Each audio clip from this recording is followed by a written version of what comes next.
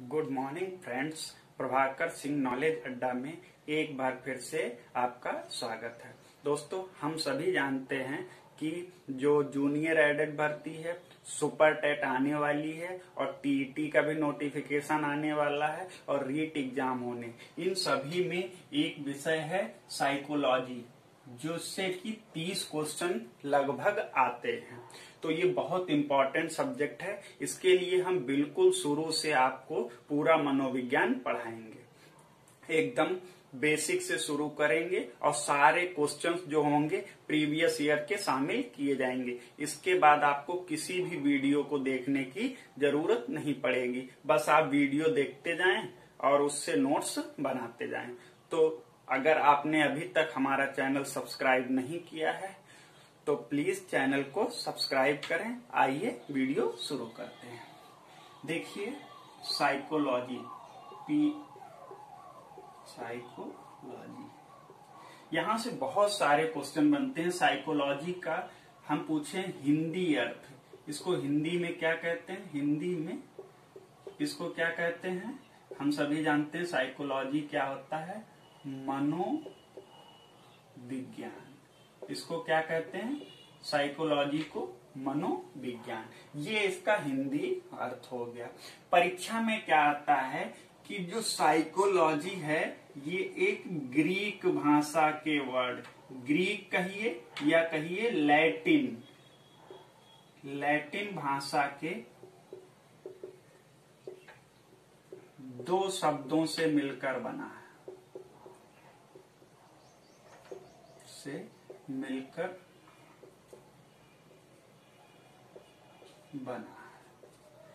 Psychology word जो है वो ग्रीक या फिर लैटिन भाषा के दो शब्दों से मिलकर बना है। आइए जानते हैं वो दो शब्द कौन से हैं। ये हैं,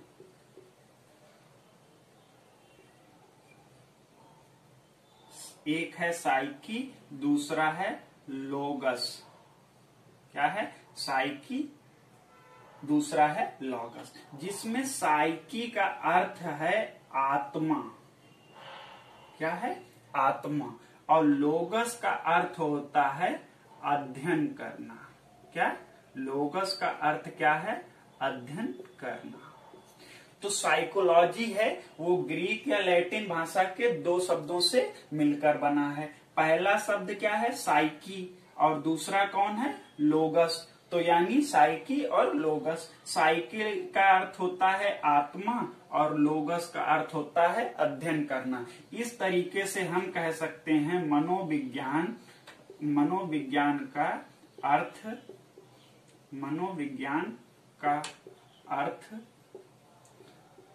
आत्मा का अध्ययन करना, आत्मा का अध्ययन करना। तो हमें साइकोलॉजी शब्द का अर्थ पता लग गया। साइकोलॉजी शब्द का अर्थ क्या है, मीनिंग क्या है? आत्मा का अध्ययन करना। तो ये बात इंपॉर्टेंट है। पेपर में यहां से क्वेश्चन बनता है, छोटे छोटे क्वेश्चन बनते हैं कि साइकोलॉजी किस भाषा के वर्ड से मिलकर बना है। तो पहला क्वेश्चन है ग्रीक या लैटिन भाषा के शब्दों से बना है। तो किन किन शब्दों से बना है? एक है साइकी और दूसरा है लोगस। साइकी का अर्थ क्या होता है? आत्मा, और लोगस का अर्थ क्या है? अध्ययन करना। तो कोई पूछे साइकोलॉजी या मनोविज्ञान का अर्थ क्या है? आत्मा का अध्ययन करना। अब देखिए कई सारे पॉइंट्स यहाँ बनते हैं। जो शुरुआती दौर था उसमें मनोविज्ञान क्या था? दर्शन शास्त्र, जिसको हम लोग फिलॉसफी भी कहते हैं, दर्शन शास्त्र की एक शाखा के रूप में विकसित हुआ। क्या हुआ? मनोविज्ञान क्या था? दर्शन शास्त्र की एक शाखा के रूप में विकसित हुआ। ठीक है, ध्यान रखिएगा, प्रारंभ में जो मनोविज्ञान था उसका विकास किसके रूप में हुआ?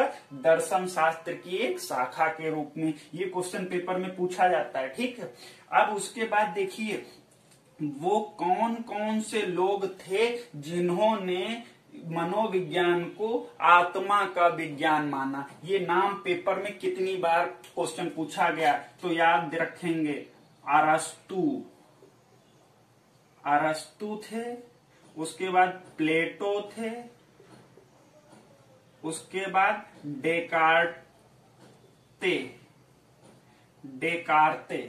डेकार्ते ये तीन मनोवैज्ञानिक थे जिन्होंने, ध्यान रखिएगा, अरस्तु, प्लेटो और डेकार्ते, ये तीन मनोवैज्ञानिक थे जिन्होंने क्या कहा कि जो साइकोलॉजी है वो आत्मा का अध्ययन करने का विज्ञान है। ये तीन नाम वेरी इंपॉर्टेंट है, ध्यान रखना। पेपर में क्वेश्चन आता, निम्नलिखित में किसने मनोविज्ञान को आत्मा का अध्ययन करने वाला विज्ञान माना है? तो क्या याद रखेंगे? अरस्तु, प्लेटो और डेकार्ते। ठीक है, ये तीन नाम हैं। तो यहां से एक और पॉइंट निकल के आता है क्या, कि जो ये आत्मा का अध्ययन हुआ तो पहले इसको क्या माना गया कि ये दर्शन शास्त्र की शाखा के रूप में। तो एक वैज्ञानिक हुए, कौन? William Jones. नाम बहुत इंपॉर्टेंट है, विलियम जोन्स। ठीक है, ध्यान रखेंगे, विलियम जोन्स। इन्होंने क्या काम किया? इसे दर्शन शास्त्र से मुक्त कराया, दर्शन शास्त्र से स्वतंत्र कराया या मुक्त कराया, स्वतंत्र कराया। ये चीज ध्यान रखिएगा। पेपर में डायरेक्ट क्वेश्चन आता है कि मनोविज्ञान को दर्शन शास्त्र से स्वतंत्र किसने कराया, दर्शन शास्त्र से एक अलग विषय के रूप में किसने प्रस्तुत किया? तो याद रखेंगे, विलियम जोन्स ने। ठीक है, वेरी इंपॉर्टेंट। तो पहला जो टॉपिक, पहला कॉन्सेप्ट था साइकोलॉजी। इस वर्ड से हमारे बस इतने ही क्वेश्चन निकलते हैं, और इनमें से ये क्वेश्चन, किस मनोविज्ञान किसका? आत्मा का विज्ञान है, वेरी इंपॉर्टेंट। उसके बाद मनोविज्ञान किसकी शाखा था आरंभ में? तो दर्शन शास्त्र की एक शाखा हुआ करता था। ठीक है, उसके बाद किन किन वैज्ञानिकों ने इसे आत्मा का अध्ययन करने वाला विज्ञान माना? मोस्ट इंपॉर्टेंट, ध्यान रखेंगे, अरस्तु, प्लेटो और डेकार्ते। ठीक है, नेक्स्ट क्वेश्चन, विलियम जोन्स ने इसे दर्शन शास्त्र से अलग करके एक स्वतंत्र विषय के रूप में रखा है। ठीक है, यहां तक की बात क्लियर है? हम आइए आगे करते हैं।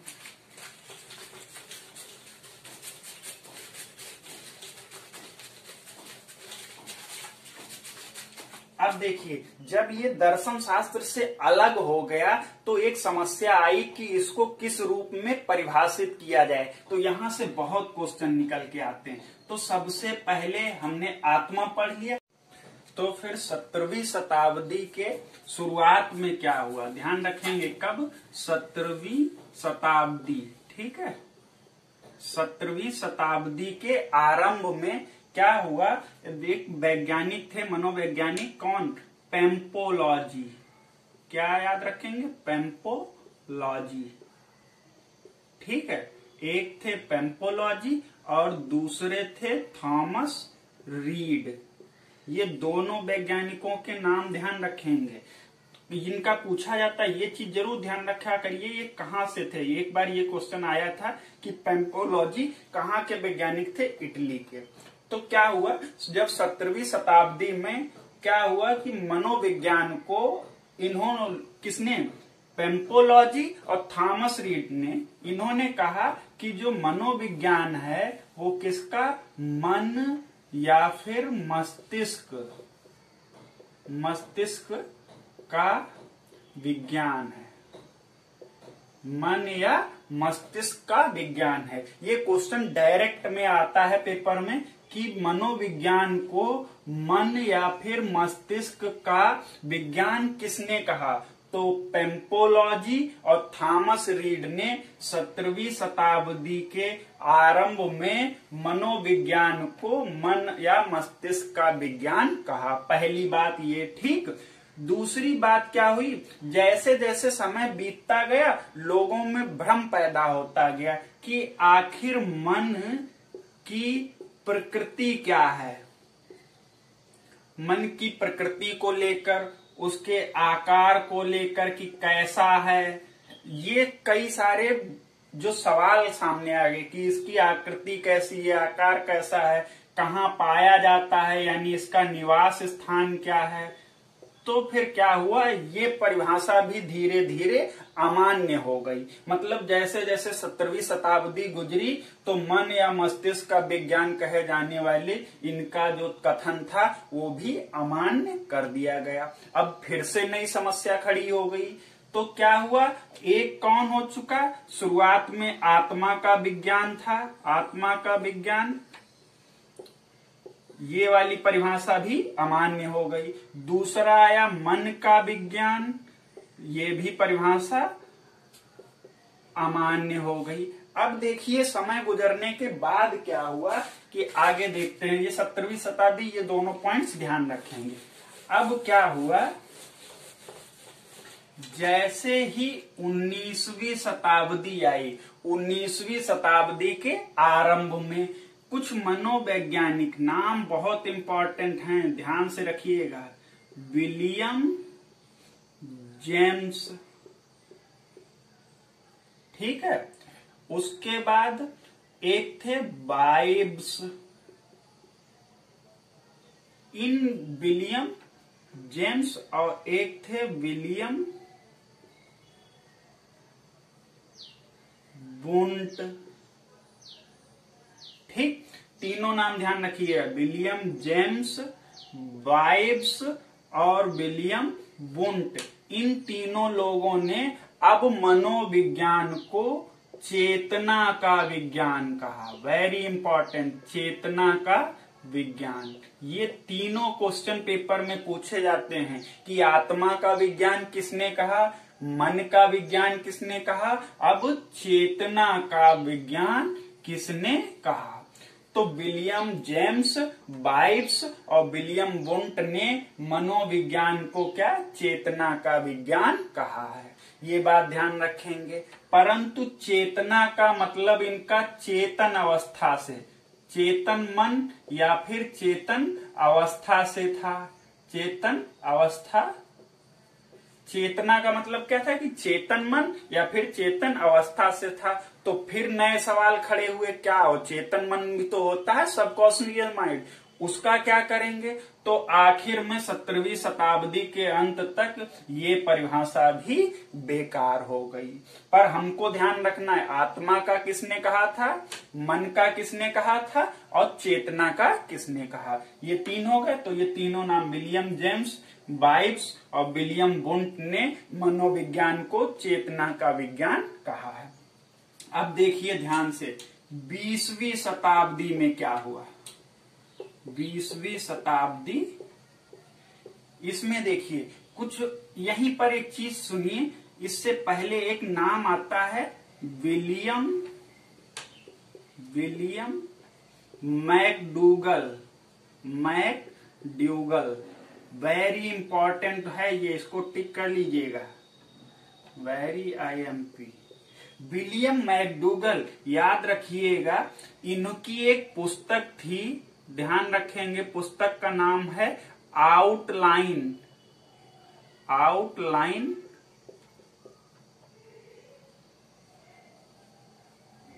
साइकोलॉजी। कौन सी, आउटलाइन साइकोलॉजी। इस पुस्तक में इन्होंने क्या किया, चेतना शब्द की निंदा की है। ये क्वेश्चन डायरेक्ट पेपर में बना है, क्या कि चेतना शब्द की निंदा किसने की। तो ध्यान रखिएगा, विलियम मैकडूगल ने। और एक बार पूछा गया है कि विलियम मैकडूगल की पुस्तक कौन सी है जिसमें चेतना शब्द की निंदा की गई है, तो ये है आउटलाइन साइकोलॉजी। ये ध्यान रखेंगे, ठीक है। तो 2 पॉइंट, इन लोगों ने क्या, विलियम जोन्स, बाइब्स और विलियम वुंट ने कहा कि ये चेतना शब्द, वो चेतना का विज्ञान है।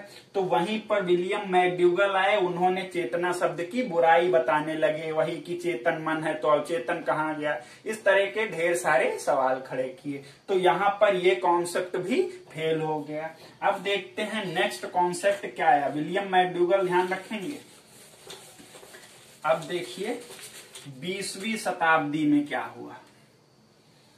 20वीं शताब्दी में कई सारे वैज्ञानिकों के नाम ध्यान रखेंगे, वाटसन, ठीक, वुडवर्थ।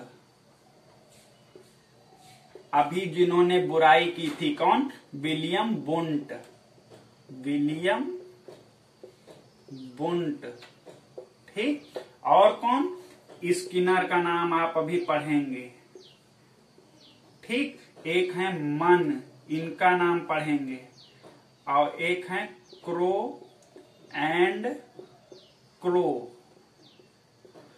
इन लोगों ने क्या कहा कि जो मनोविज्ञान है वो व्यवहार का विज्ञान है। क्या? व्यवहार का विज्ञान। और बस 20वीं शताब्दी से लेकर आज तक यही परिभाषा चली आ रही है कि मनोविज्ञान क्या है? मनोविज्ञान व्यवहार का एक विज्ञान है, ठीक है। मनोविज्ञान व्यवहार का एक विज्ञान है। तो ये परिभाषा जो है क्या? वाटसन, वुडवर्थ, विलियम बुंट, स्किनर, मन, क्रो एंड क्रो ने की साइकोलॉजी या मनोविज्ञान को व्यवहार का विज्ञान बताया, ठीक है। अब ध्यान रखेंगे तो सबसे पहले शुरुआत से पढ़ते हैं कि इसने आत्मा का विज्ञान कहा गया, ठीक है। आत्मा का विज्ञान कहा गया। दूसरी बात, फिर इसको क्या कहा गया था? मन या मस्तिष्क, मस्तिष्क का विज्ञान कहा गया था। फिर तीसरी बार में क्या हुआ? इसको चेतना का विज्ञान कहा गया। और यहाँ पर चौथा क्या है? विज्ञान कहा गया। लास्ट में जो सबसे आया, व्यवहार का विज्ञान। क्या? व्यवहार का विज्ञान। यही परिभाषा मान्य हुई, बाकी तीनों परिभाषाएं बेकार हो गई। तो यहाँ पे एक कथन पेपर में पूछा जाता है, एक स्टेटमेंट देके कि मनोविज्ञान ने सबसे पहले आत्मा का त्याग किया। ध्यान रखेंगे, आत्मा का त्याग किया। उसके पश्चात उसने मन या मस्तिष्क का त्याग किया। तो उसके बाद फिर वह चेतना को छोड़कर व्यवहार के रूप में जाना गया। ये कथन फिर से सुनिएगा कि मनोविज्ञान ने सबसे पहले आत्मा का त्याग किया और फिर मन और मस्तिष्क का त्याग किया। उसके पश्चात चेतना को छोड़कर व्यवहार के रूप में जाना गया। ये कथन पेपर में आता है वुडवर्थ का। डायरेक्ट स्टेटमेंट लिख के आता है, पूछता ये कथन किसका है? तो ये कथन किसका है? वुडवर्थ का। नाम ध्यान रखेंगे, ये परिभाषा किसकी है? वुडवर्थ की, ठीक है। अब देखिए नेक्स्ट क्वेश्चन क्या करते हैं। इसके बाद हम लोग पढ़ते हैं कि विलियम, देखिए यहां पर कुछ स्टेटमेंट पेपर में डायरेक्ट आते हैं। एक वैज्ञानिक थे वाटसन, इनका कथन आता है। इन्होंने कहा तुम मुझे एक बालक दो,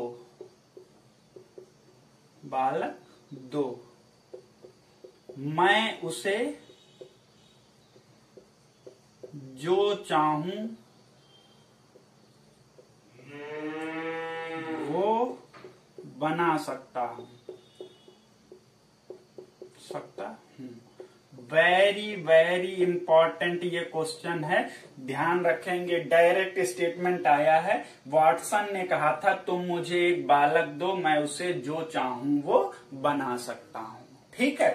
और एक चीज याद रखिएगा, विलियम बुंट, ठीक। विलियम बुंट ने क्या हुआ, जर्मनी के